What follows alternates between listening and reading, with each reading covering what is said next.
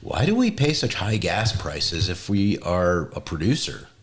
Well, once you cross that Mississippi, everything changes. As a Western state, we are not really owned by ourselves. We are owned by the federal government. And unfortunately, or fortunately, however you want to consider it, if you want to stop human beings from expanding and enjoying their life, then what we have now is a great system. But for those of us who want fair treatment, the federal government gave the eastern states their land. After a few years, they said, all right, we're going to release the land and allow the states to take that land and do what they wanted to with it. You'll notice in the western states that's not happened, and that is probably the biggest issue we're running into. It's not the only one, obviously. So we pull most of our crude oil out of the ground in the vernal area. We mix it with stuff coming out of Rangeley, Colorado, that area, and in Wyoming. There's large fossil deposits there. Gets piped down here into, or trucked down into the Salt Lake area, and we have our 5 refineries along the Wasatch Front. Those refineries refine it, turn it into products, and from there it's not only distributed throughout Utah, but there's a pipeline from there, 2 pipelines actually, that go up to Boise, then they go over to the Tri-Cities in central Washington, and then that terminates up in Spokane. So we're providing fuel products for a large area. Now that shouldn't cost us much. That's not the cost. The cost is the fact that this is on federal land. Now, you'll have a current administration saying that they're still giving out a lot of permits, and that's true. They're still giving out a lot of permits.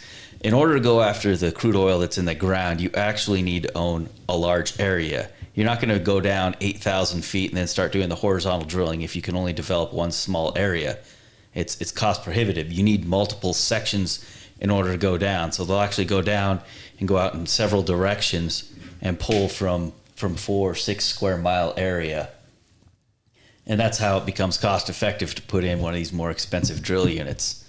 So what the federal government will do is they'll give you some of the leases that you need to drill, but not enough to make it cost effective, or they'll give you a gap between them. So, well, I can't get this crude over here from over here because there's a gap in between where I don't have a permit. So that's their permitting trick. Well, they're giving out lots of permits, just not enough to either make it cost effective or permits with gaps in it. So you're looking at it thinking, well, now I can't get from here to there, so I can't go after that crude oil. So whenever you hear we're giving out lots of permits, that's the game that they're playing there, one of the games. So even if you do have existing permits or you're on private land or state land and you can go after that crude oil, great. It's not exactly a cheap operation. You're looking at hundreds of thousands to millions of dollars for these operations. So you usually have to go to a bank to find funding or to investment companies. Well, there's where ESG plays in. All of a sudden, you can't get a loan or capital at a reasonable rate or at all in order to fund the project. So if you're a small business and your job is only to explore or extract, all of a sudden, you don't have the cash backing to go after it. Or if you do, it's at a much higher interest rate. You're effectively being punished for trying to do business here in this country. And that's going to force a lot of your smaller businesses out. Now you only have the big players in there. And also the government, when it sends out signals that it's not friendly to oil production, the banks further draw back. Exactly. They're not willing to take that kind of risk. They know it's a good return on investment. It's probably the best. But they don't want to take that risk because they don't know where the regulatory climate is. Well, they do know where it's going, and they don't want to be a part of that, especially as this government's trying to push for the 30 by 30. They want 30% of our land locked up and federally owned by 2030. Now they already 30%. I was about to say they beat that here, but that's nationwide. Well, yeah. See, so what happened? Let me history lesson you. All right. And this will be the conspiracy guy's history lesson. Is that when Nixon took us off the international gold standard, he had to have something to proffer up as collateral, and that's when he nationalized all the unoccupied lands. The reason the East Coast kept theirs is because they had lived there for 150 years. They were occupied. We were a lot of unoccupied out here. And so he just said, all right, unoccupied, it's ours. And he used that as collateral while, was it Kissinger, went to Saudi Arabia and made the deal with them that we would become their military arm If they would use the U.S. dollar. if they would use the U.S. dollar, and that bolstered our dollar. And so, honestly, I mean, we should really dig up Nixon and and piss in the hole and then bury him upside down. But that, I don't know if that'd be a crime. It probably would. But honestly, Why not? Yeah. If you ever look at the history of Lincoln's body and what happened with that, that's pretty interesting. oh really?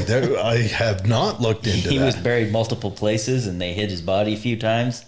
Really? People tried to make off with his body. It was, yeah, there's some weird history there. Was it, say, sympathetic to the Confederates who tried to make it, or Northerners who were? Anything and everything. People wanted to get his body and make money selling it. I mean, it was just crazy.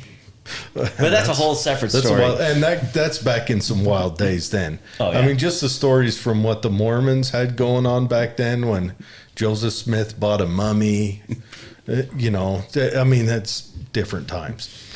So to your point, we try and get our federal lands back. I mean, we can go back into the gas price things here, but ultimately the federal government is really going to fight giving state lands up, and it's not because they want to preserve it for historical reasons or they want to keep it open for public use, which if the state does take the land, it will be open for public use. Where they're going after this oil, you only need a small little couple of acres that you would fence in, and the rest of the land just stays the open land. You don't need 4 to 6 square miles for development. You just need a little central Enough to location. build the wellhead. Yeah, so public land isn't the issue here.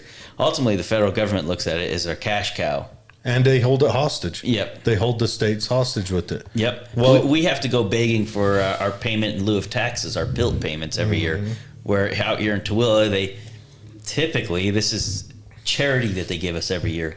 They agree to give us $1 for every acre out here. $1 an acre. I mean, how many resources are sitting on this? Please, $1 an acre is the federal Where- government's assessed value of our land. where can I buy an So acre when for we're $1? drilling the oil, Yeah. and you get a permit for a section, and then you got to kind of like creep into another area, you have to like go past more federal land, and that's where you get charged Yeah. this fee. Well, yeah, so you get a lease, but you can't go down unless you have enough leases to make it worthwhile. If you're going to go down, you've got to set up this large unit to go after the crude oil. They drill down somewhere between 6 to 10,000 feet before they go horizontal.